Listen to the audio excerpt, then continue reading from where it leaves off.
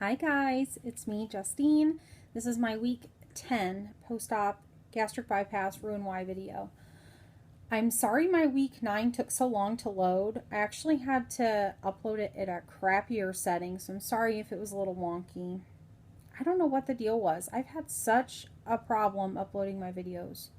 I had like a really good one. It was like 18 minutes long and it would never upload. So I just had to finally kick it off my iPad and roll. Okay. So, this is the start of my week 10. So, let's start with some stats. All right, so I had surgery on June 22nd, 2016 with Dr. Winston Gehrig at Goshen General Hospital or Goshen IU Health. Yeah, it's going to be one of those videos. When I started my pre-op, I had a 6-month, I don't know what you want to call it, I had a 6-month kind of waiting period for surgery. When that process started, I was 285.5. The day of surgery, I was 267.2.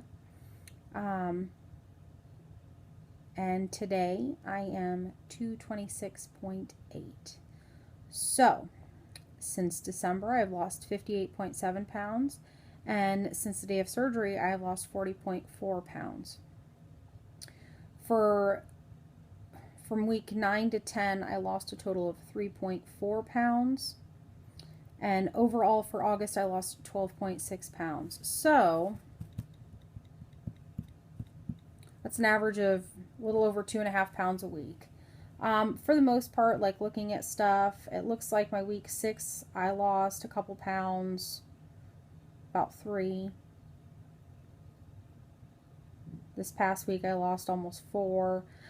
It did. I did pretty good. Overall, this week was not bad. I know I mentioned before I had to have another EGJ done. A little bit of a scary moment.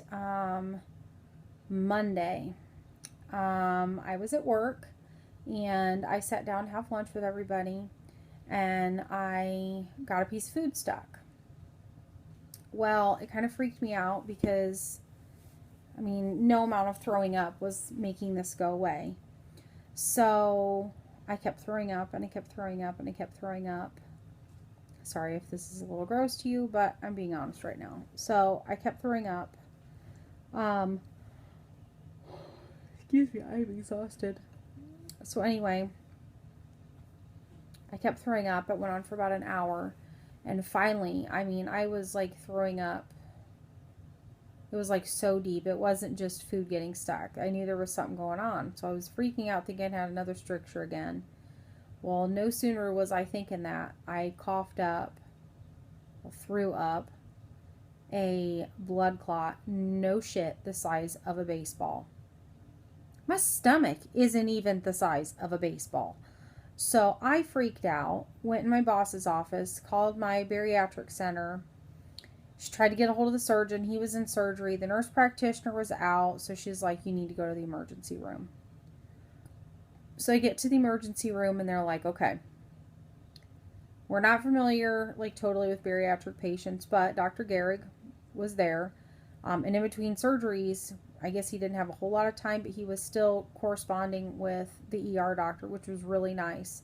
So what they did was they checked me. They did a CAT scan and they checked for any kind of leaks. They also did a chest x-ray. I had a freaking battery of shit done. It was crazy. I had a ton of things done. Basically what they found out was either when I had my last EGJ done, I had a small tear, which is a possibility, and they tell you that in the beginning. Anyway, I either had one then, or because the food, the way it got stuck was when my esophagus, my stomach meat, he was wondering if it didn't get stuck right at the top, and that's what was so hard for me to throw up, and maybe I caused a tear then. But all the tests showed that I had no leaks, everything was fine, and excuse me, aside from my chest being tender, it's not too bad now. It's still a little tender. Aside from that, I feel good now. I've been able to eat just fine. And I can tell definitely when I'm struggling with my food as far as like getting it down, like structure wise. If I look back on the weeks that happened, my numbers were really shoddy. I mean, I lost 3.4 pounds this week and I've ate. So, I don't know. I know in the beginning I was a little bit worried, it's kind of a faux pas. You've got this addiction to food and you're trying not to eat everything that's not nailed down. But I feel like my life revolves more around food now than it did when I was 285 pounds. So it's just really kind of weird how that works. I don't regret my surgery. However, I have moments where I get very, very angry, especially with the complications that I've had. And I know I'm lucky. I mean, a lot of people, want and need this surgery and they can't get it. And I'm not saying I'm not grateful. I'm just sharing my feelings. So, I don't know. I still in a heartbeat would do this again. So I know, even though I've had the complications, it's not enough to make me go, yeah, this was not for me. I don't feel that way at all. I am freaking out about my hair because I've had the strictures and the issues eating. I haven't been able to really take my vitamins. This is actually, aside from a day and a half where I couldn't because my chest hurt and stuff and the issue I had, I've been able to actually eat and take my vitamins.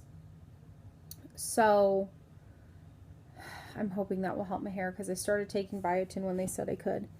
For the most part, I usually wear my hair curly, and I'm trying not to do heat damage with it, but here's my problem. My hair gets knotted super easy when I wear it curly. So I feel like it was actually breaking it more when I combed it after a shower because, curly hair just gets knotty and matted and it's a freaking hot mess. And so I straightened my hair the other day, and truthfully, it wasn't as bad as I thought, but I definitely have breakage. I mean, I'm not showing anything weird. I wish that this was not the way it was, but I have to wear my hair up for work, so it is always a mess there. I don't know. The hair thing bugs me. If it gets any worse, I'm probably going to start freaking out and have a damn meltdown. So, fingers crossed that it's not going to get any worse or not get too much out of control. I'm hoping by me being able to take my vitamins and being able to eat that I do that. Now, I will say I'm still not good with protein. And I'm not very good about logging my food. So I literally have no clue how many calories I'm getting every day. I really got to work on that. The nutritionist is going to be very livid with me when I see her in 20 days. Yeah. Well, I guess 21 because it's still the 31st. But anyway. Yeah, she's not going to be very happy with me. It was hard. There was no point. I was like throwing everything up. Now this week I really have no excuse other than I just got lazy and I got accommodated to not having to put things in my food log on my Fitness Pal. So again, that's on me. I need to make a very conscious effort of that, and I'm definitely going to put more effort forth in that.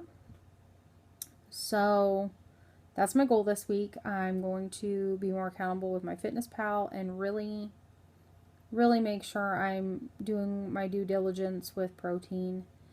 I know I've said it before, but it was never my thing before. Like, I struggled with it like something crazy, and I don't like getting it in through my shakes because it doesn't fill me up. It makes me feel very bogged down. And I talked to the nutritionist about that last time I seen her, and she said if I could do it with food, do it with food. But I don't eat all the time. I mean, I do, but I don't. I don't know how to explain it. I'm probably eating something every 2 hours, roughly. I know I'm doing 3 meals, and I know I'm at least getting 2 to 3 snacks a day. So, and a meal for a weight loss patient is like a snack to a normal person. It's the craziest thing. So, there's that. I'm getting my first experience with like traveling with bariatric surgery tomorrow evening. The kids and I, hopefully my husband, I doubt it though because of work, we are going to New York. So yeah, and it's going to be different too because generally on that trip I usually leave a little bit early, but my son has a football game and we're not leaving until after it. So I am going to be dragging something fierce and I'm not going to be able to have caffeine to keep me awake. And I mean, we're going to be on the road by like 8 o'clock at night. I'm not even going to get to New York until like maybe 4 a.m. if I'm lucky. So I think it's going to be an interesting ride. And I need to get there on time because Friday, the day we get there, it's going to be kind of like a big birthday bash for my older sister, Tammy. We're going to go get a sister tattoo done. And because of my niece's work schedule and just everything going on in general on Friday, like we're having a birthday party for her, I guess. We're having our tattoo done at 10 a.m. So I'm going to get there. And every time I get there, like when they're awake, we end up chatting and I'm going to be on minimal sleep, and then we're going to be up most of the night on Friday. It's going to be fun. I'm excited. I'm very excited, but I get tired easy, so sweet Jesus, I hope I get a nap in. Yeah. That's really all I got for my week 10. If I can pull in a video, I will, but I know I won't be able to post it until I get back home. So I'll probably do a weekend chat, but it's probably going to be kind of posted on like Monday evening, Tuesday afternoon, something like that. So I guess keep an eye out for it. Bye guys. Have a great Labor Day weekend.